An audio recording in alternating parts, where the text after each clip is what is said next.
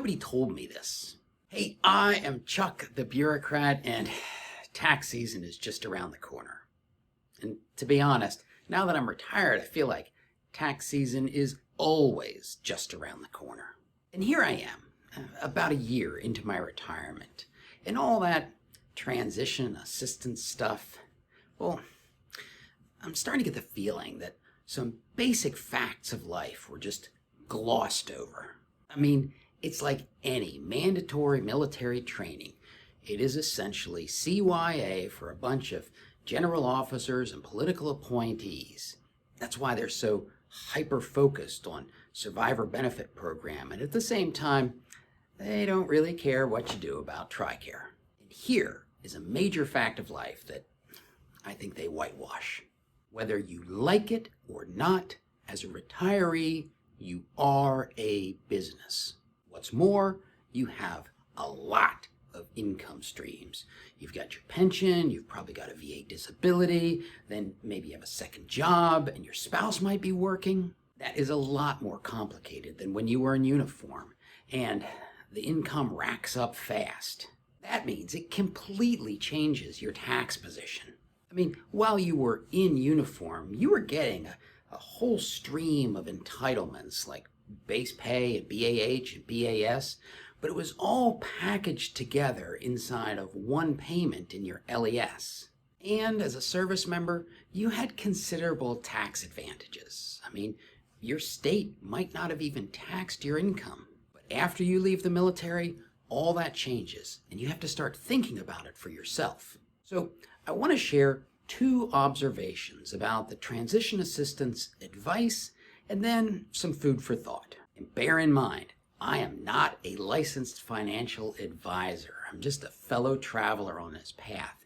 You should seek professional financial advice and certainly not rely on anybody you hear on YouTube. Let's start with this observation about the transition assistance program. At least when I went through, they presented you with 3 courses of action: education, or employment, or entrepreneurship, with heavy emphasis on the or. Not just that they wanted you to pick and focus on one of these paths, but they behaved as if these paths were mutually exclusive. Once you picked one, you didn't have to worry about the other 2. That seems like a terrible perspective. Reality is, you're probably going to be moving back and forth between those different areas throughout your post-military experience. The second observation about the TAP program is that they recommend that you set aside 6 months of income. Now, they're a little vague about how you do that or why you would do it, but they are consistent about that point. And to be honest, most financial advisors will make the same recommendation. So the question is, how do you take things like my experiences and the transition assistance advice and assemble it into a way that you can make positive strategic moves for your life once you're post-military? Well, number 1, no matter where you see yourself in the next 3 to 5 years, create a limited liability company. Don't do anything fancy. No partners, no S-corps. You want the simplest, cheapest business certification possible. And if you're thinking, well, maybe I should put this in my wife's name so that I can take advantage of woman-owned small business set-asides, don't. If your wife wants to run a company, create an LLC specifically for her. But for you, keep it simple. Personally, I spent about 5 months and $3,000 trying to be clever, and it was all a waste. All right, so the second thing you do is you set up a bank account in the company's name.